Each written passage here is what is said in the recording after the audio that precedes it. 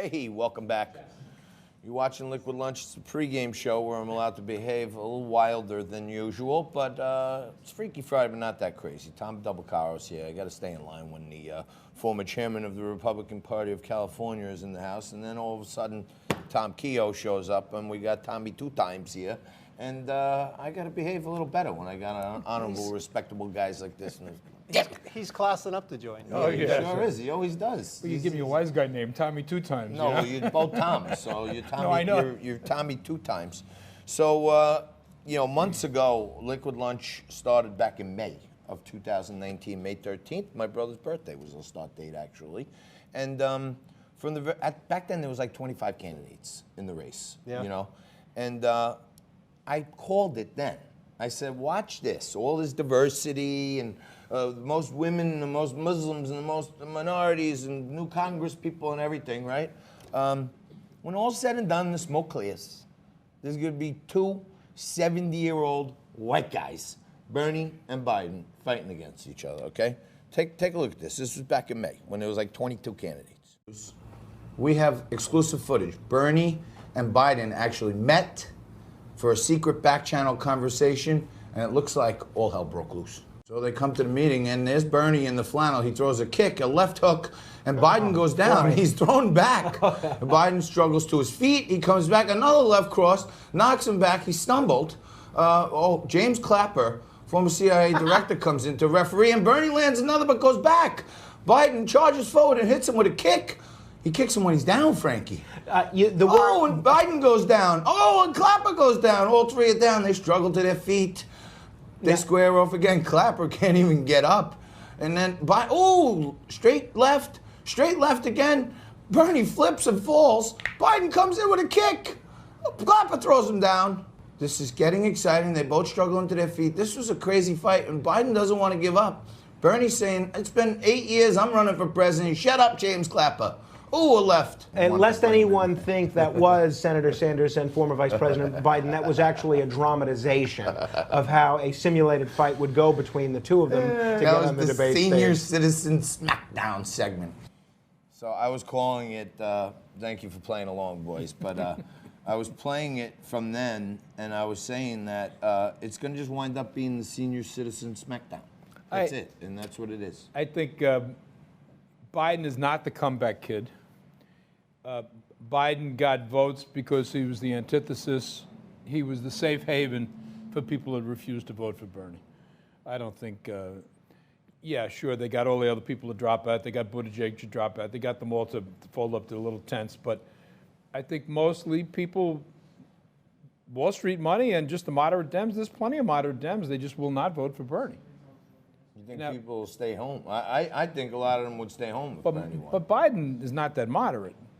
No. I mean, look, he was 100%, the rah-rah cheerleader for Barack Obama. So everything that Obama pushed, Biden was in favor of. Biden's just more your classic old party hack that's been in positions of power for many, many years. But I sure hope that something comes out of the Biden family saga of how they've sold their offices and whether that'll come out between now and Election Day. Because if there's even a scintilla of truth to some of that, I think it's got to hurt him. And I think he is hurt already with this. Democrats were going to lose when it came to Bernie Sanders.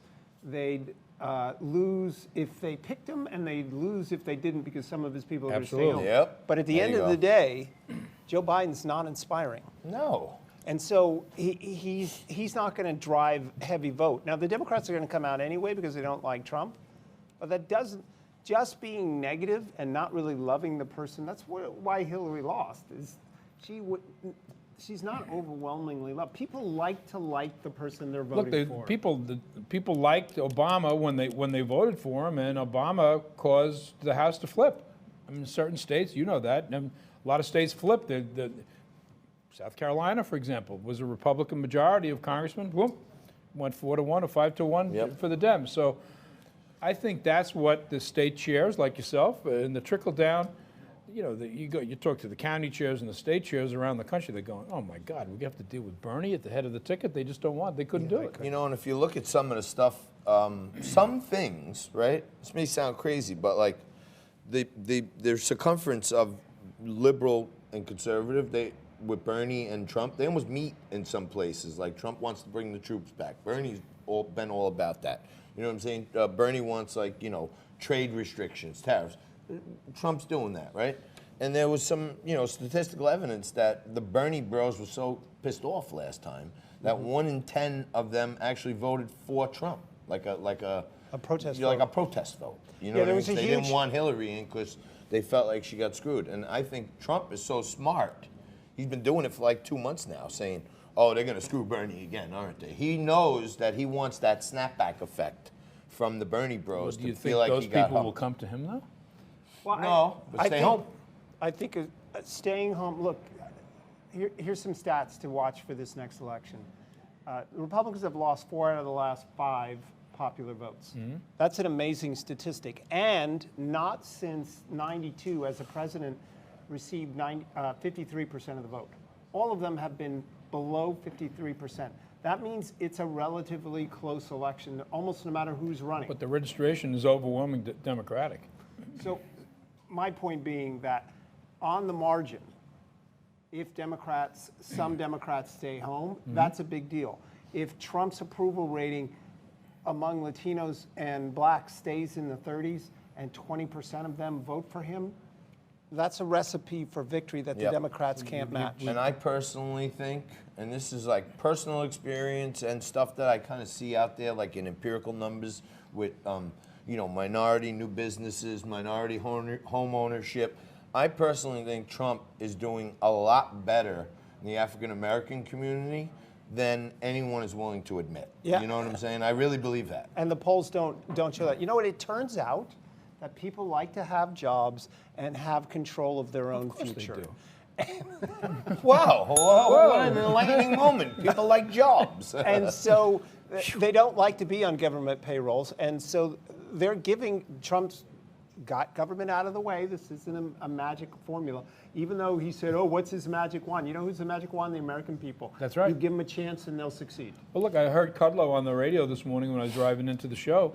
He did a press conference, and there's going to be some mini stimulus packages he's talking about, which is really interesting. Well, but I'll tell you this. I'll give you a little preview, but at 1 o'clock, Stephen Moore is going to be on. And Good Stephen friend of mine. Moore is, as many of you know, him and Larry Kudlow were the team that really shaped a lot of Trump's economic policy. Isn't he the chairman of the Economic Council? Well, or he was? Kudlow was. But Yeah. it's an interesting fact. When I ran for U.S. Senate, Forbes, Laffer, Kudlow, and Moore all endorsed me. I think I'm the only one in history. Tremendous. And I know Stephen Moore even, He's his got a quote on the back of my book. I love Steve. Chief Economist, Heritage Foundation. But my plan that I'm going to ask Stephen Moore to bring to Larry Kudlow is this.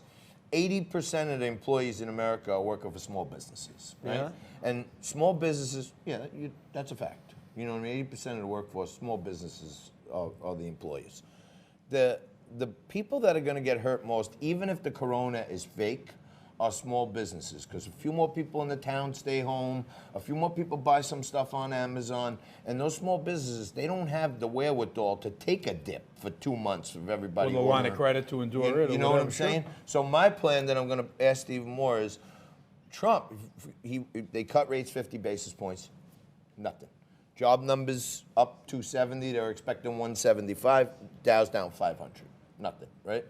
I think they should come out and say, we're giving small business, any business under $100 million a year in revenue, the next 6 months, you're on a tax holiday. You don't have to pay any corporate taxes for the next 6 months, because this is going to have after effects, and it's going to hurt the small business guys the worst. The hacks in Washington may not be able to. There's $300 afford billion. it, though. There's $300 billion in taxes collected from small businesses in that category. If they did a $150 billion stimulus plan that got distributed, you don't have to pay your corporate taxes for the next 6 months. Okay? I think that 150 would be more well spent than any other stimulus they've ever done, and you would see this market at 35,000. Well, Kudlow's saying you're going to see some mini stimulus probably by the early part of the week. I want this to be one of the minis. I like you should do it. They're talking payroll tax, but keeping money at the source where it can be best efficiently spent is always a good idea. As Milton Friedman said, I'm for cutting taxes everywhere and always. Well, to go back to the economic numbers that came out, and the job numbers are great today, too. Spanish unemployment is below 5%, 22nd month in a row. It's never, in 15 to 20 years has it ever been consistently that many months. No president's ever had it. So you're right, John. I think people are. I am. Should I ring the bell? I usually ring the bell when Go I'm ahead. right. Well, at least when my guests agree.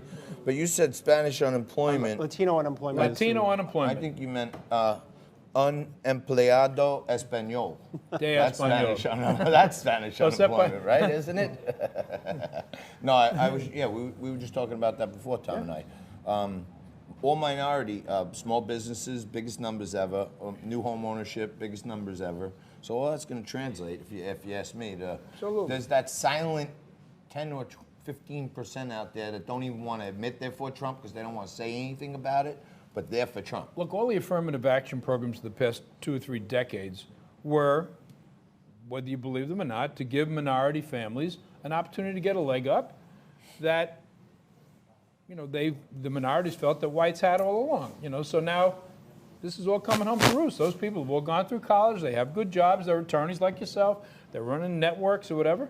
They don't want to go back to where their families maybe were 20, 30, 40. They're happy to be living, to be working and living the American dream. Who are they going to vote for? I got to wrap this up, boys. Tom Beccaro, thank you very much. Always, great boss. character, great guest on the show for sure. And Tom Kehoe, thanks for joining us in the first ever edition of Tommy Two Times. The two Toms on a Freaky Friday, and that's all the alliteration I have for you right now. That was We'll a take quick break. That was a Doors song. Come Love back me two right times. after. You know Love that? me 2 times. Love me long time, Joe. Quick break. Coming back after this.